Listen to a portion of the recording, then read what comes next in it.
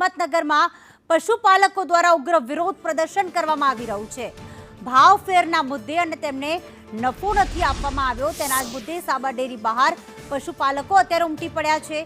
નફાથી વંચિત પશુપાલકો ડેરી બહાર હાલમાં વિરોધ પ્રદર્શન કરી રહ્યા છે।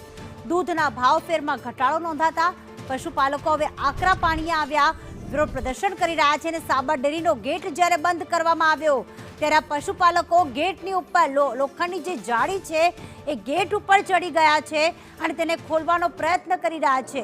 પશુપાલકો ઉગ્ર વિરોધ નોંધાવી રહ્યા છે। સાબરકાંઠા અરવલ્લીના પશુપાલકો વિરોધમાં પણ જોડાયા। પશુપાલકોએ ડેરીનો ગેટ અને ફેન્સિંગ પણ તોડી નાખ્યા છે। આપ જોઈ રહ્યા છો મોટી સંખ્યામાં પશુપાલકો આવ્યા છે। ગત વર્ષે વધારા પેટે 602 કરોડની ફાળવણી થઈ હતી અને ચાલુ વર્ષે 500 કરોડ ફાળવાતા પશુપાલકોનો વિરોધ છે કારણ કે 102 કરોડ ઓછા ફાળવવામાં આવ્યા છે।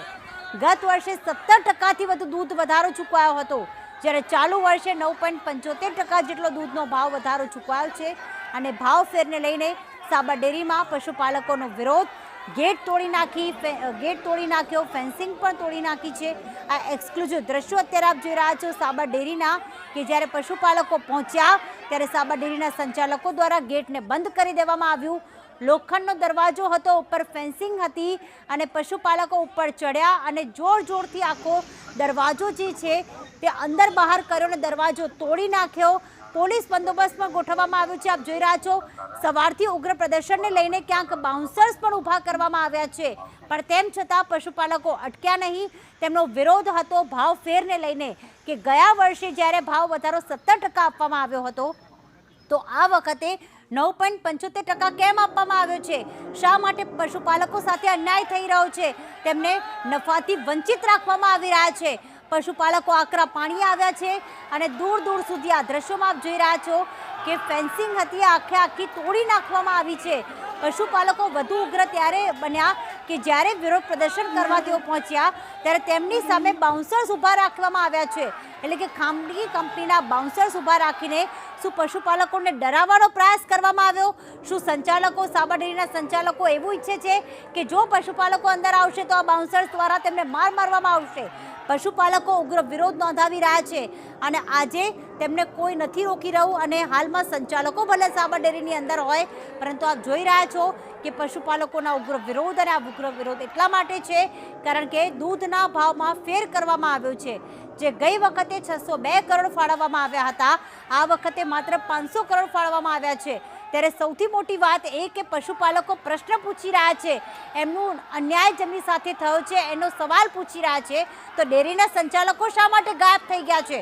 શા માટે ડેરીની ફરતે તમામ ગેટ બંધ કરી દેવામાં આવ્યા, ફેન્સિંગ કરવામાં આવી અને ત્યારબાદ બાઉન્સર્સ ઊભા કરવામાં આવ્યા છે?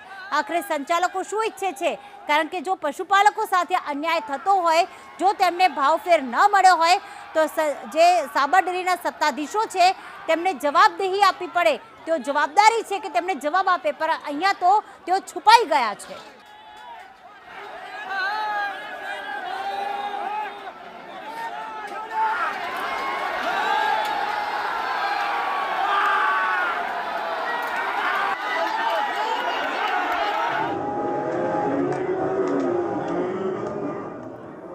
તો હિંમતનગરમાં 2 જિલ્લાના પશુપાલકોને અહીંયા જમાવડો, એક સાબરકાંઠા અને બીજું અરવલ્લી। પશુપાલકો છેલ્લા ઘણા સમયથી માંગ કરી રહ્યા છે કે શા માટે આ વર્ષે તેમને નફાથી વંચિત રાખવામાં આવ્યા।